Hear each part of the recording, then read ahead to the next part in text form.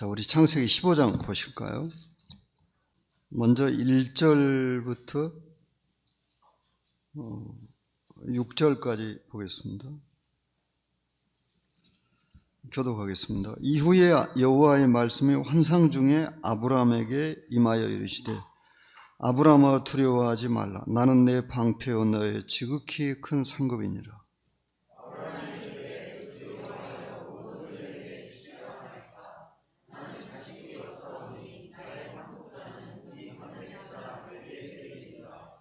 아브라함이 또 이르되 주께서 내게 씨를 주지 아니하셨으니 내 집에서 길린 자가 내 상속자가 될 것이니이다.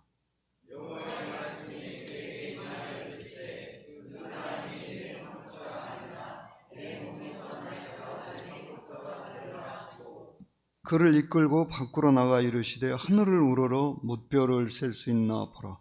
또 그에게 이르시되 내 자손이 이와 같으리라.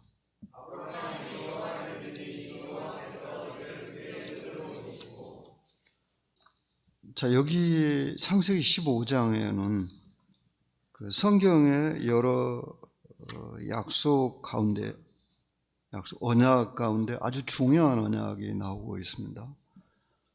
아브라함 언약이라고 그렇게 부르는데요. 물론 그 아브라함 언약의 주요한 내용은 7절부터 21절까지 나옵니다.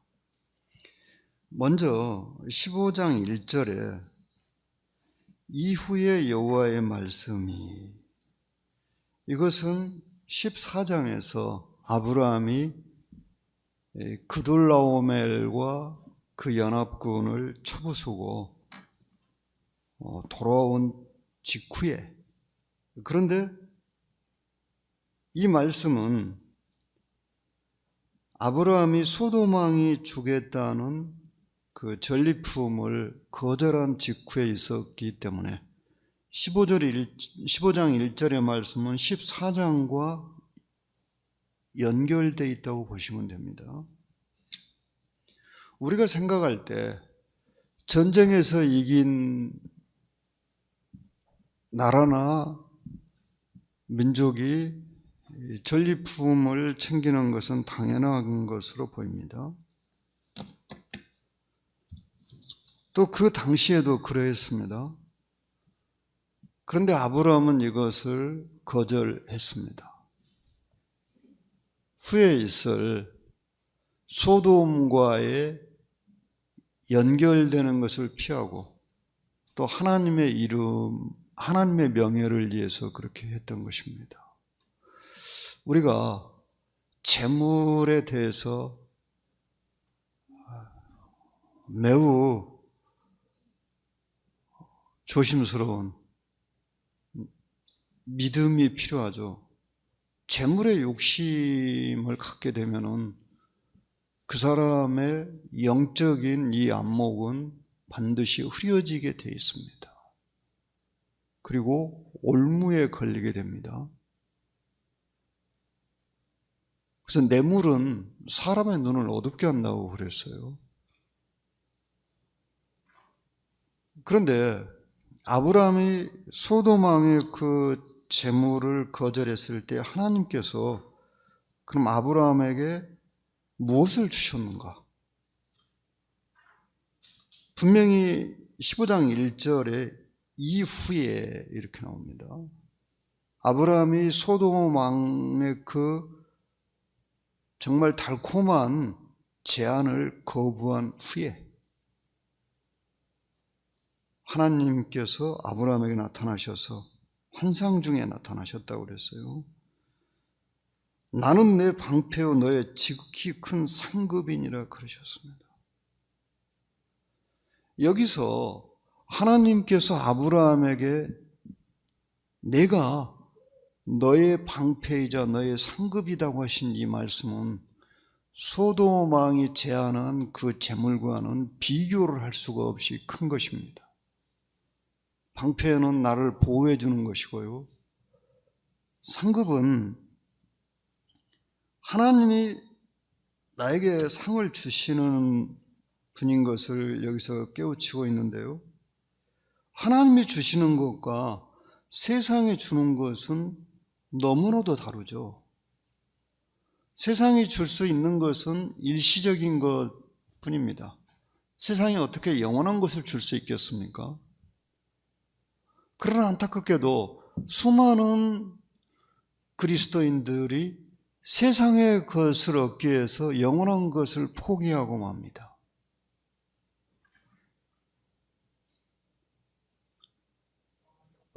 어떤 분이 그랬어요. 신앙에 있어서 가장 중요한 것이 무엇인가? 영적인 통찰력이라고 했습니다.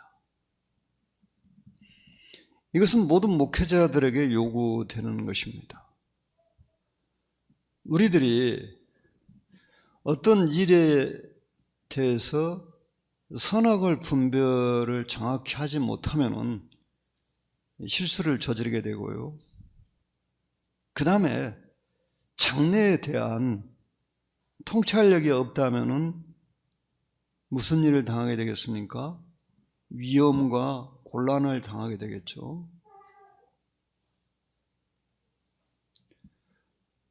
그리스도인이 믿음의 통찰력이 없다면 썩어질 것을 위해서 인생을 살게 됩니다. 그런데 우리들이 이 어렸을 때는 분별하는 힘이 어린아이 수준이었죠. 그러니까 어렸을 때는 무엇이 정말 귀한 것인지 잘 모르는 거예요. 예를 들어서 여기 5살 먹은 애한테 돈 10,000원짜리하고 1억짜리 수표를 주면은 아이가 어떤 걸 받을 것 같습니까? 아이들도 요즘에 돈을 알더라고요. 그래서 10,000원짜리는 딱 압니다. 근데 그 아이는 1억짜리 수표는 모릅니다. 글씨를 모르거든요. 우리 그리스도인들은 수시로 그런 일을 당합니다. 어느 쪽을 택해야 되는지. 그런데 대단히 안타까운 것은 값으로 계산할 수 없는 영원한 것을 포기하고 당장 눈앞에 있는 이익을 선택하는 경우들이 대부분이라는 것입니다. 이것은. 자, 롯이 소돔 성에서 1차 인생에 커다란 재앙을 만났죠. 그러면 이제 제가 창세기를 읽으면서 이 부분을 읽으면서 늘 의문을 갖는 것은 뭐냐면 왜 롯은 이때 삼촌 아브라함을 찾아오지 않았을까? 아브라함에 의해서 구출을 받고 나서 왜 그는 소돔성에 계속 머물렀을까? 이것이 제 마음에 느끼는 커다란 의문입니다.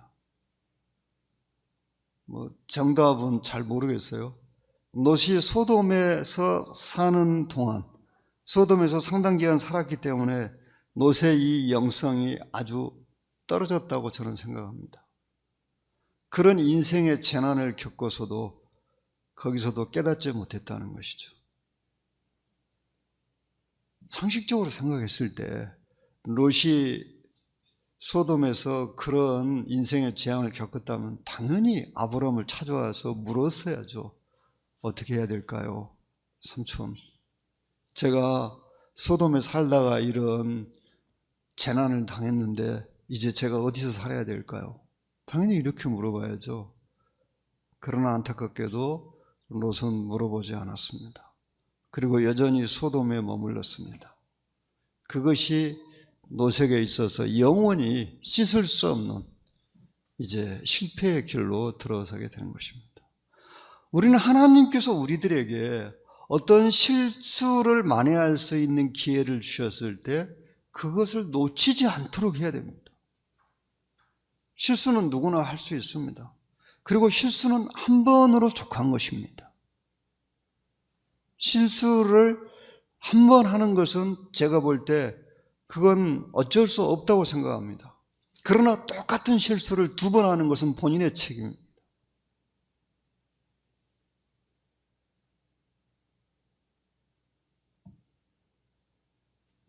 자, 하나님께서 아브라함이 세상의 재물들을 포기했을 때 아브라함에게 나타나서 너의 상급이라고, 큰 상급이라고 말씀합니다.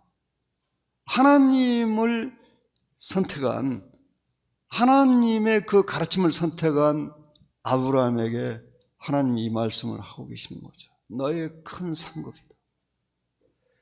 이 말씀을 아브라함이 들었을 때 정말 이보다 더 큰 마음의 이 기쁨, 만족이 또 있었겠습니까? 안타까운 것은 우리들이 하나님이 이렇게 놀라운 은혜를 베푸실 때 그것을 충분히 알아보지 못하고 거기에 대해서 그 가치를 못 알아보는 이런 경우들이 있습니다. 이 얼마나 안타까운 일이겠습니까? 그래서 어떻게 해야 되겠어요? 우리의 영성이 밝아야 되겠죠. 우리의 믿음의 안목이 밝아 있어야 되겠죠. 그것은 평소에 하나님과 어떤 관계에 있느냐에 의해서 결정되는 것입니다. 내가 하나님과 어떤 관계를 가지고 있는가? 내가 하나님과 친밀하게 지내고 있는가? 내가 하나님과 가까이 지내고 있는가?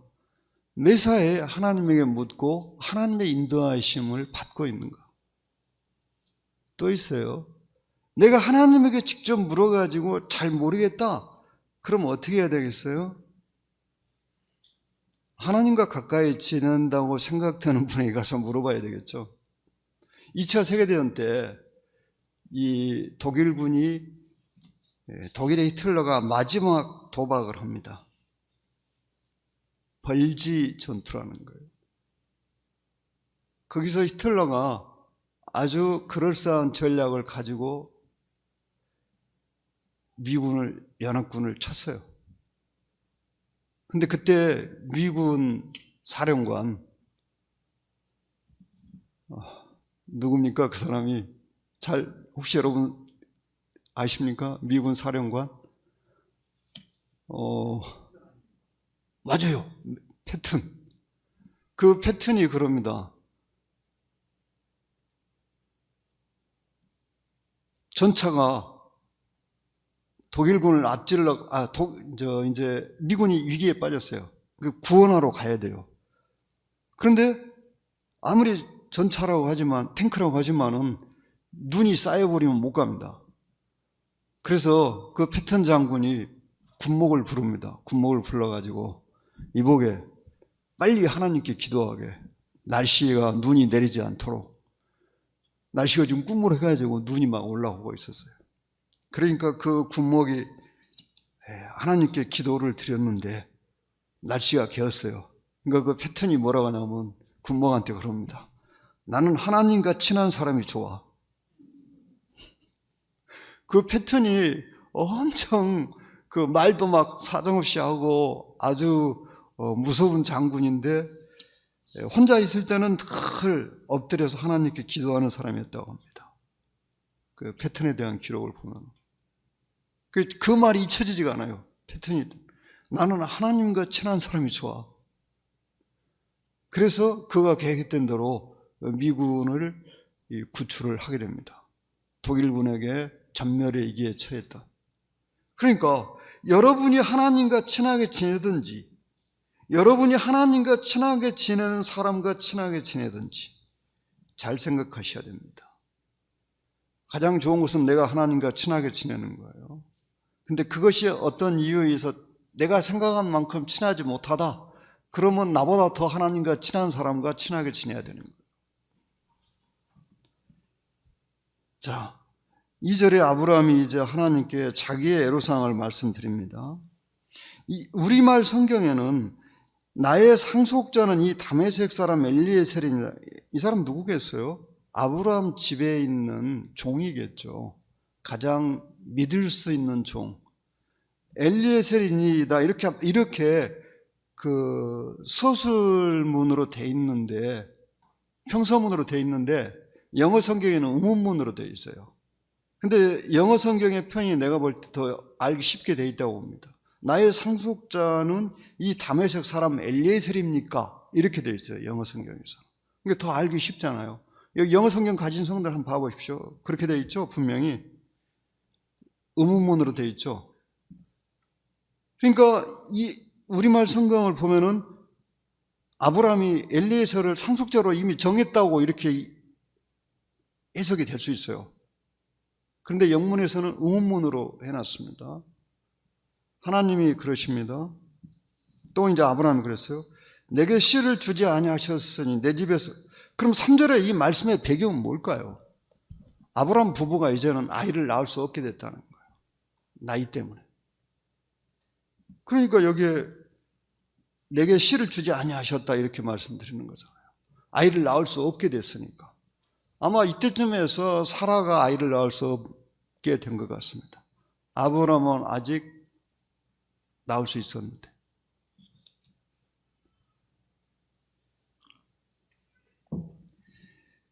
여호와의 말씀이 그에게 임하여 이르시되 그 사람은 내 상속자가 아니다.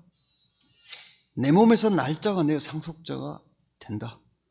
그리고 5절에 그를 이끌고 밖으로 나가 이르시되 하늘을 오르러 뭇별을 셀 수 있나 보라. 또 그에게 이르시되 내 자손이 이해가 같으라. 그런데 5절에서 도저히 이해할 수 없는 말씀을 하나님이 하십니다. 제가 한 가지 빠뜨렸는데요. 2절에 보시면 주 여호와여 이 표현이 있죠. 이 표현이 엄청난 표현입니다. 이 히브리어에서 아도나이 에호와 그렇게 되어 있거든요.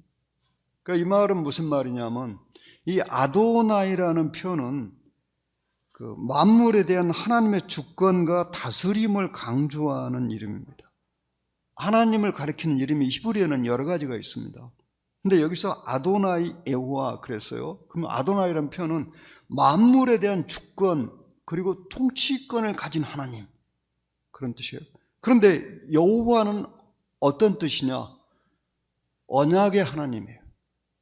하나님과 내가 언약을 체결했을 때 여호와 하나님 그렇게 부르는 거예요. 근데 여기 우리말 성경에서는 이제 여기서 아도나이 여호와 그렇게 되어 있으니까 원래는 여호와를 번역할 때 주라고 번역하거든요. 근데 그렇게 주를 두 번 넣을 수 없으니까 주 여호와 이렇게 번역을 했어요. 정말 어마어마한 표현이죠. 우주에 대한 주재권을 가지고 계신 나와 언약을 맺으신 하나님.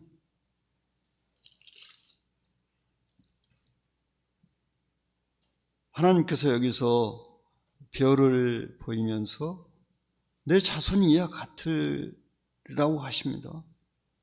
그런데 아브라함이 이것을 믿었습니다. 이 믿음은 엄청난 거죠. 왜냐하면 아브라함 부부는 이제 아이를 낳을 수 없었어요. 그 당시에. 여기 90살 된 부부가 있다면 그 부부한테 하나님이 앞으로 네 자손이 하늘의 별처럼 될 것이다. 많을 것이다. 그럼 믿어지겠습니까? 믿을 수 있는 분이 여기 계실 수도 있겠죠. 근데 그런 믿음을 갖는다는 건 정말 어려운 일이죠. 그래서 히브리서 기자는 이 부분을 놓고 부활 신앙으로 표현했습니다. 부활. 아브라함 부부의 생산 능력이 부활될 것으로, 회복될 것으로 이렇게 아브라함이 믿었다는 거예요. 그 당시에. 놀라운 표현이죠.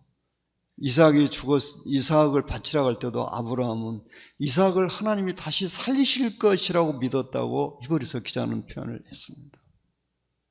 부활의 능력을 믿었다는 거예요. 근데 이 부활은 구약 성경에서는 별로 알려진 바 없습니다. 부활의 능력은. 구약에서 하나님의 능력이 최고로 표현된 것은 어떤 표현이냐면 창조주 하나님입니다.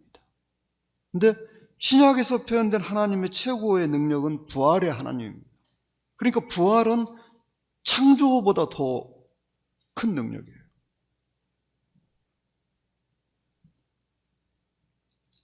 자, 7절부터 21절까지 또 교독하실까요? 6절에 이제 여호와를 믿으니 그 일을 그의 의로 여기셨다. 믿음으로 의롭게 되는 최초의 이 신앙을 보여준 조금 그렇습니다.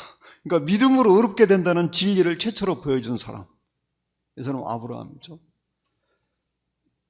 그리스도인의 모든 의의 기초는 믿음입니다. 어떤 선행이나 그 사람의 인격이 아니에요. 하나님을 믿는 믿음이에요. 그리스도인의 모든 의의 기초는 이 믿음에서부터 출발하는 거예요.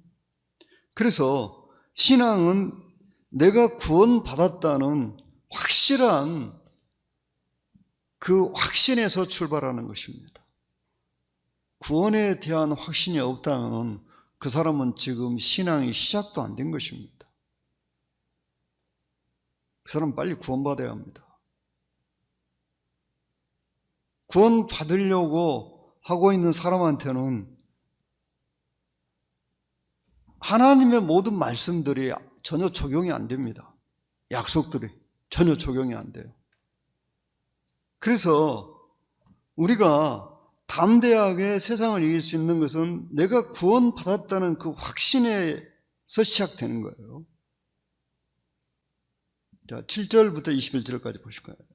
또 그에게 이르시되 나는 이 땅을 내게 주어 소유를 삼게 하려고 너를 갈대아인은 우리에서 이끌어낸 여호와니라.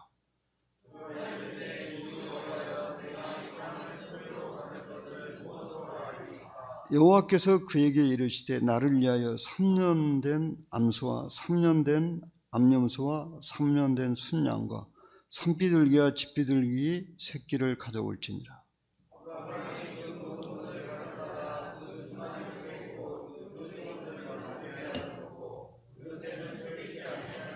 솔개가 그 사체에 내릴 때는 아브라함이 쫓았더라.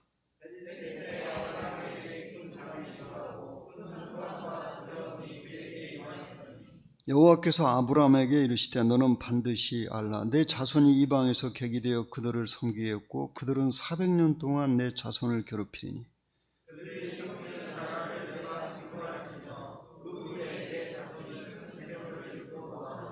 너는 장수하다가 평안히 조상에게로 돌아가 장사가 될 것이요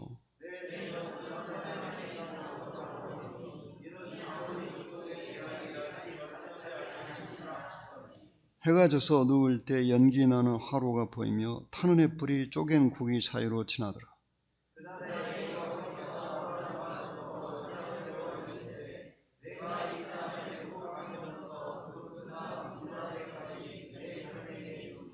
곧 겐 족속과 그니스 족속과 감몬 족속과 아모리 족속과 가나안 족속과 기르가스 족속과 여부스 족속의 땅이니라 하셨더라. 자, 여기서 그 유명한 아브라함 언약이 나옵니다. 횃불 언약이라고 말하기도 합니다. 이 언약은 성경에 나오는 여러 언약 가운데 매우 중요합니다. 왜냐하면 이 아브라함 언약에 들어있는 것은 두 가지입니다. 첫 번째는 영토에 관한 사항.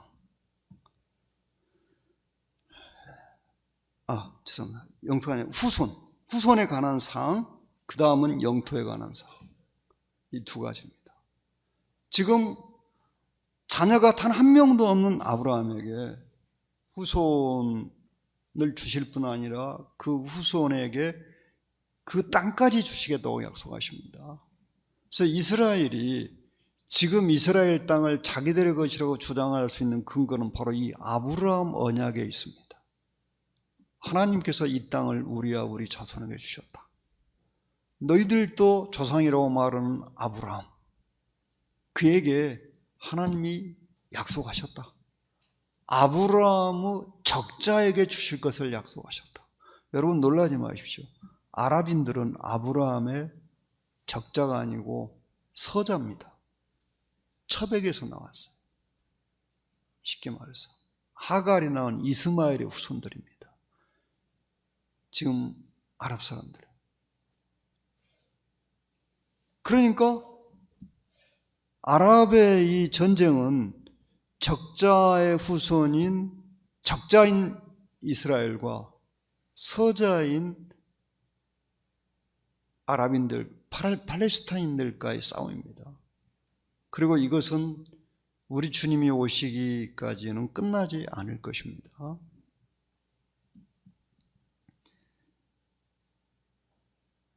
하나님께서 여기서 다시 말씀하시죠. 너를 갈대아에 있는 우르에서 이끌어낸 여호와니라. 이 땅을 내게 줘 소유를 삼게 하라고. 잘 생각해 봅시다. 이 말씀을 우리에게 한번 적용시켜 볼까요? 하나님께서 우리를 세상으로부터 선택하신 목적이 무엇입니까? 영원한 천국의 시민을 삼기 위해서요. 그렇죠? 그런데 우리의 삶의 목표가 여전히 이 세상이다. 아브라함이 삶의 목표가 갈대아 우르로 돌아가는 것이다 하면 어떻게 되겠어요? 정말 너무나도 끔찍한 일이죠. 있을 수 없는 일이죠. 우리 그리스도인들도 마찬가지예요. 우리는 구원 받을 때 이제 세상으로부터 하나님의 선택을 받았습니다. 그리고 세상과 단절됐습니다. 이 세상과의 단절은 삶의 모든 원리가 바뀌었다는 거예요. 세상은 어떤 원리를 갖고 있습니까? 그들이 바라는 바는 오직 이 세상입니다. 이 세상 너머는 그들은 전혀 볼 수가 없어요. 그런데 우리 그리스도인의 삶의 목표와 목적이 아직도 이 세상이다. 세상 사람들의 원리를 따라 살고 있다. 싸우고 이익을 위해서 싸우고 이익을 위해서 살고 있고, 그런다면 어떻게 되겠어요? 그런다면 그럼 이건 아브라함이 몸은 갈대아 우르를 떠나는데 마음은 여전히 갈대아 우르에 있는 격이죠. 그런데 안타까운 것은 그런 그리스도인들이 엄청나게 많다는 거예요. 더 많아.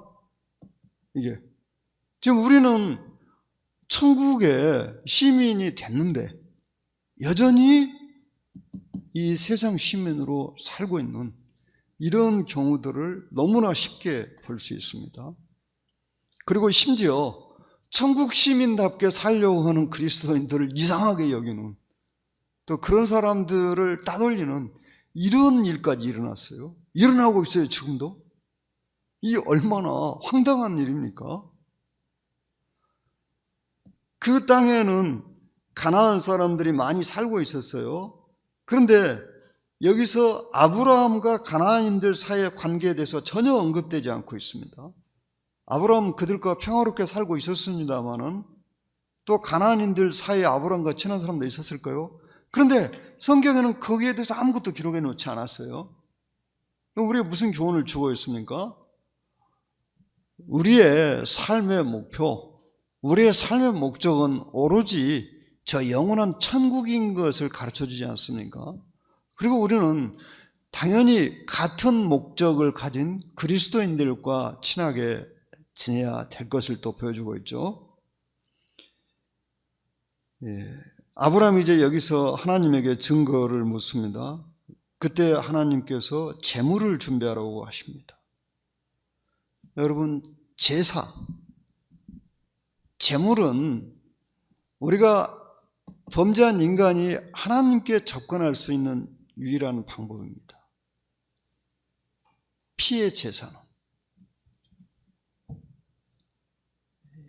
이제 암소와 3년 된 암소, 암염소, 순양, 그리고 산비둘기, 집비둘기, 이 5가지 제물을 준비했어요. 그래서 그것을 절반으로 쪼개가지고 양쪽으로 버려놨습니다. 고대 근동 지역에서, 근동이란 말이 좀 생소한 단어죠. 그게 무슨 말이냐면 지중해에서 가까운 지역, 동쪽 가까운 지역, 그 말이에요. 근동, 그 말이 실제 책에 보시면은 중동이란 말 안 씁니다. 성경, 구약 성경 해석할 때 중동이란 말은 사실 구약 성경에 나오는 단어가 아니에요. 근동이란 말을 써야 되겠죠. 지중해 가까이 접해 있는 지역. 고대 근동 지역에서는 이러한 언약을 맺었습니다. 그래서 이것을 이 생명을 걸고 지켜야 되는 언약을 체결할 때 이렇게 맺었어요. 희생 제물을 둘로 나눠 가지고 양쪽으로 벌어놓고 그 가운데 언약의 당사자 둘이 같이 서는 거예요. 거기에. 그래서 같이 지나가는 거예요. 그 제물 사이를. 그것은 만약에 이 언약을 어기면은 죽음으로 대신한다, 생명으로 대신한다는 뜻이에요. 그래서 희생 제물을 절반으로 쪼개가지고 양쪽으로 버려놓고 언약의 당사자가 그 가운데에서 언약을 체결하는 거예요. 그러면 여기에 두 가지를 우리가 잘 봐야 되겠죠. 풀무와 해가 17절에 보시면 해가 져서 어두울 때 연기 나는 화로와 햇불, 이 두 가지를 주목해 봐야 합니다. 연기와 햇불. 언약의 쌍방이 그 희생제물 가운데 같이 서야 되는데 이 아브라함 언약에서는 누구만 계셨습니까? 가운데? 하나님만 계셨어요. 그럼 이건 무슨 의미일까요? 하나님께서 일방적으로 이 언약을 지키시겠다는 거예요. 사람 편에서 어떻게 나오든지, 즉 아브라함의 자손들이 어떻게 나오든지 하나님께서 이 언약을 지키시겠다는 것입니다. 엄청난 축복이죠. 인간이 이 언약대로 행동하지 않아도 하나님은 그 언약을 지키시겠다는 거예요. 일방 언약입니다. 하나님의. 10절에 그 새는 쪼개지 아니하였더라, 이 말씀을 놓고 어떤 분이 이것은 아브라함의 커다란 실수였다고 말을 합니다. 그런데 그분은 그분 나름대로 분별이 있어서 그렇게 말을 했겠지만은 그렇지 않습니다. 이 고대 세계 그 제사를 연구하신 분이 쓴 글을 읽어보니까 제물이 아주 작을 때는 쪼개지 않았다고 합니다. 그래서 이 새를 양쪽으로 놨던 것 같아요. 산비둘기 이쪽, 집비둘기 이쪽. 그래서 그렇게 해석하는 분은 자기 나름대로 뭐가 있었겠지만은 이 부분을 연구한 책 주석을 찾아보면은 고대 세계에서 이 언약을 체결할 때 희생 제물이 아주 작을 때는 쪼개지 않았다고 나와 있습니다.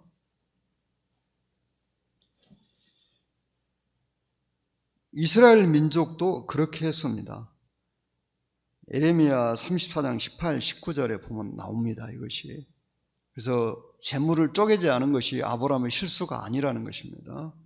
혹시 여러분이 어떤 책에서 실수라고 보셨다면은 그렇지 않다고 알고 계시기 바랍니다. 큰 흑암 해질 때 아브라함 깊은 잠이 임하고 큰 흑암과 두려움이 그에게 임하였다. 자, 4대 만에 내 자손이 400년 동안 내 자손을 괴롭히리니. 400년 동안. 여기서 400년이란 이 기간이 이 출애굽기와 다릅니다. 출애굽기에는 430년이라고 나와 있어요. 그럼 왜 다를까? 사도행전에서도 400년이라고 나옵니다.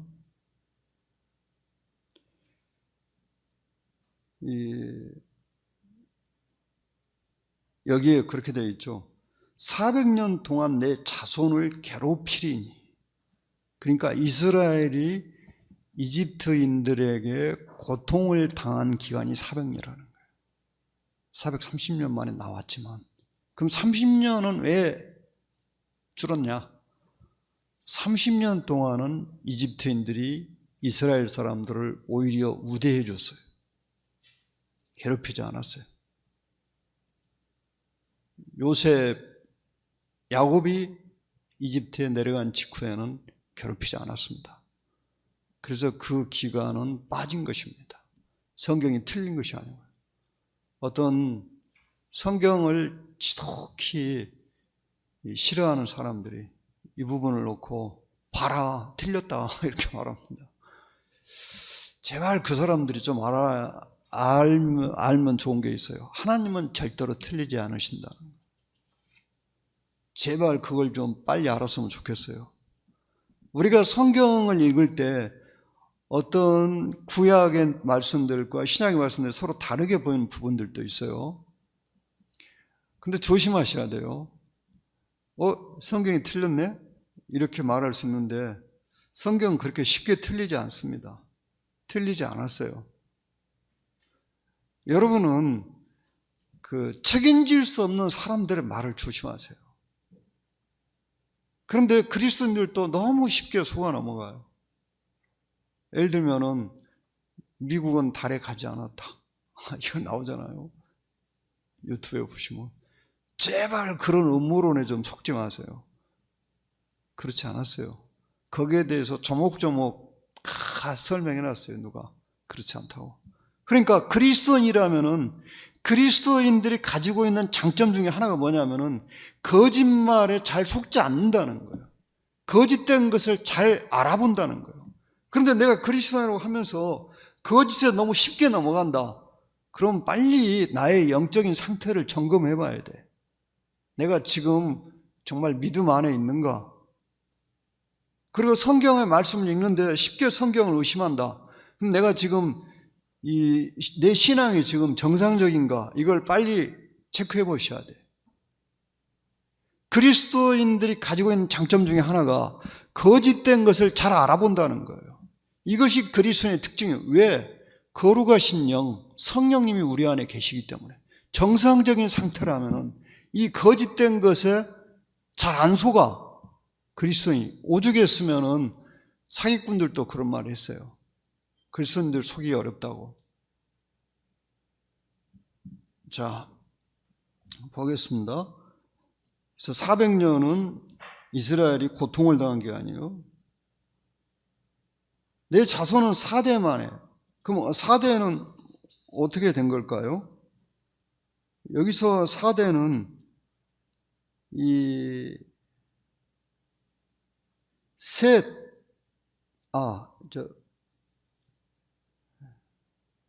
셋이 아니고요.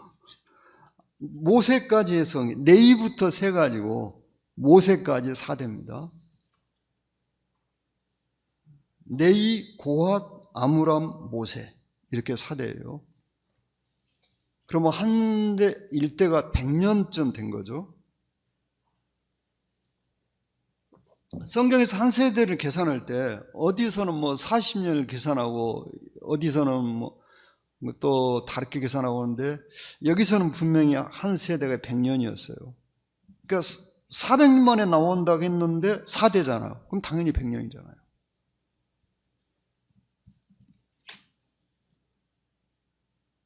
자, 여기에 연기와 횃불, 이것은 실제 모습인데 이건 이스라엘의 역사를 너무나 잘 보여주고 있는 것입니다.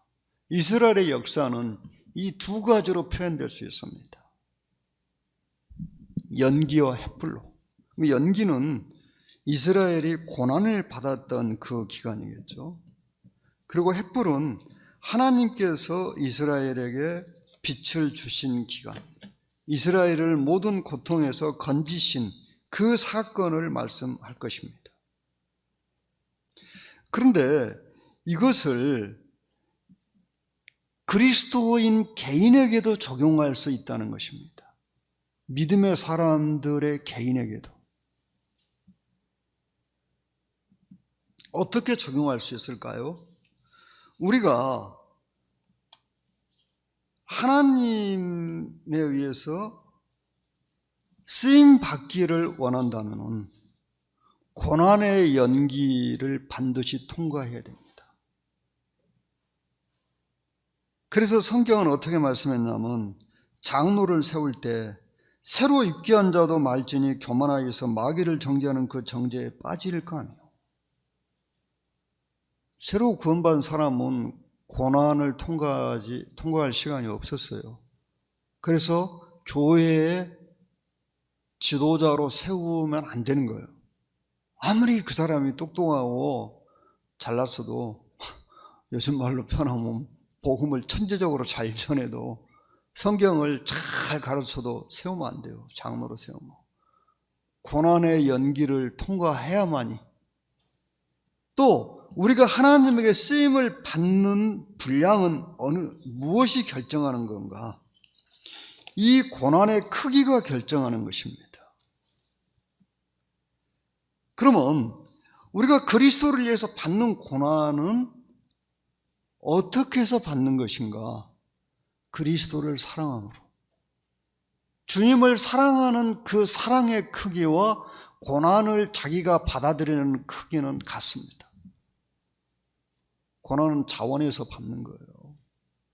그런데 주님을 더 많이 사랑하는 사람은 주님을 위해서 더 많은 고난을 받아들이고, 주님을 사랑하는 그 분량이 그 사람이 주님을 위한 고난을 받아들이는 분량입니다.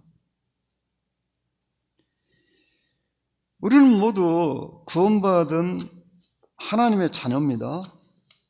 그러나 하나님의 자녀라고 해서 모두가 다 하나님에게 일꾼으로 쓰임 받는 건 아닙니다. 여러분이 여러분의 자녀들이 2명 이상 있을 때 집안의 중요한 일을 그 아이들 중에 누구한테 맡기겠습니까? 능력이 있는 아이한테 맡기겠죠. 아무 능력이 없는 애에게 맡기겠습니까? 마찬가지로 하나님께서도 우리가 하나님의 일을 감당할 수 있는 그 능력이 있는 사람에게 하나님의 일을 맡기시는 것입니다. 그런데 그리스도인들이 어떤 생각을 하냐면, 나도 할 수 있다는 생각을 하고 있습니다. 그냥 맡기만 하면 다 할 수 있다고 생각합니다. 과연 그럴까요? 그렇지 못합니다. 이 공적인 봉사는 반드시 사적인 훈련을 받아야 하는 것입니다. 그래서 공적으로 일을 맡고 싶다면은 개인적으로 훈련을 받아야 되고요, 믿음 안에서 성숙한 판단력이 있어야 되고, 겸손한 마음이 있어야 되고, 고집을 모르는 의지가 있어야 합니다. 부드러운 음성이 필요합니다. 성질이 난다고 막 말을 그냥 막 사정없이 한다든지 그러면 안 돼요.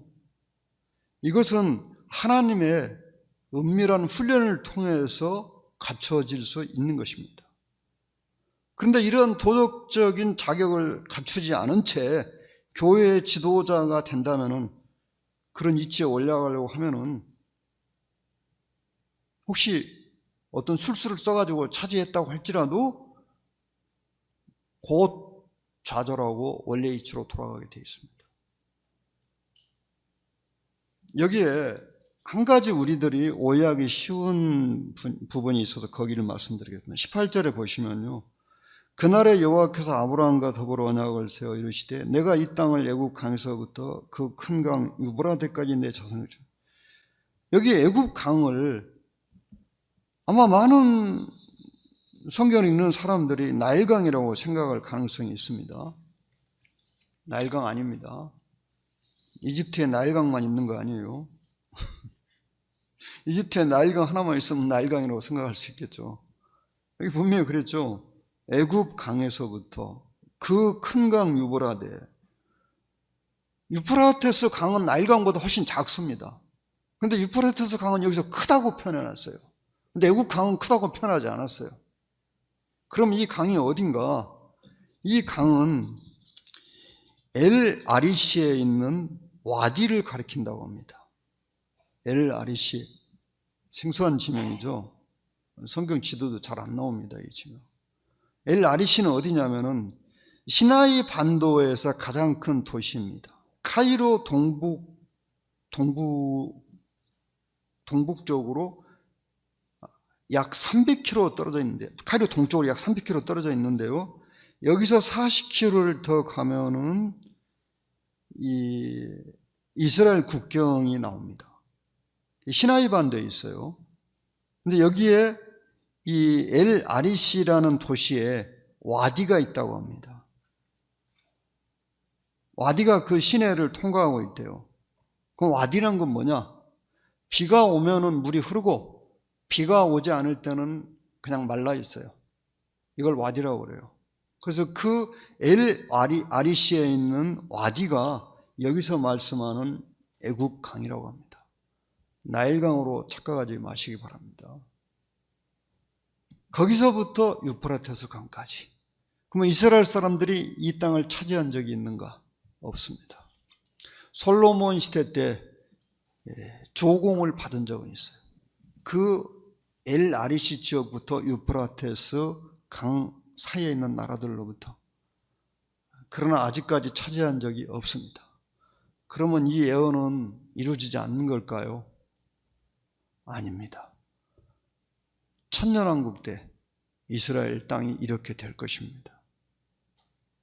우리 주님이 이스라엘 왕으로 세계를 다스리십니다.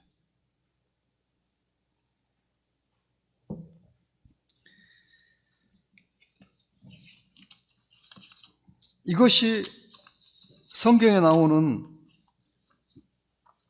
많은 언약 가운데에서 아주 중요한 이치를 갖고 있는 아브라함 언약의 내용입니다. 아브라함의 후손을 하늘의 별처럼 많게 하시겠다는 것. 그 다음에 아브라함의 영토를 애굽의 그 강에서부터 유프라테스까지 주시겠다는 것. 근데 여기에서 우리는 그 13장에 나온 표현과 좀 다른 표현을 보고 있는데요. 하나님께서 이 아브라함 후손을 하늘의 별처럼 많아지게 했다고 하십니다. 5절에. 그런데 13장에서는 티끌처럼 많아지게 되게 하시겠다고 말씀한 것을 볼 수 있습니다. 무슨 차이가 있을까요? 성경학자들은 이렇게 봅니다. 티끌은 아브라함의 육신적인 자손이고 하늘의 별은 아브라함의 영적인 자손들, 믿음으로 의롭게 된 사람들을 가리킨다고 이렇게 보고 있습니다. 성경은 연구하면 연구할수록 우리들에게 지혜와 삶의 원리들을 더 분명하게 깨닫게 해주십니다. 창세기는 특히 성경의 못자리라고 불리고 있습니다. 그래서 아마 창세기를 깊이 연구하면은 성경 전체를 해석할 수 있는 확실한 기초를 닦게 되는 것이라고 이렇게 말할 수가 있습니다. 창세기 13장 16절에는 티끌처럼 많아지겠다고 하셨죠. 여기서는 별처럼 많아지겠다고 하셨어요. 그리고 믿음으로 의롭게 된다는 이 믿음을 의로 여기셨다는 이 말씀이 얼마나 중요한지 다른 성경에 로마서 4장 3절, 갈라디아서 3장 6절, 야고보서 2장 23절에 거듭해서 인용되고 있습니다. 아브라함이 믿음의 조상이라고 불리워진 결정적인 사건이죠. 우리 그리스도인들의 의의 기초, 그것은 하나님의 말씀을 믿는 것입니다. 성경에 있는 모든 말씀을 믿을 수 있기를 하나님께 간절히 아주 구하는 바입니다.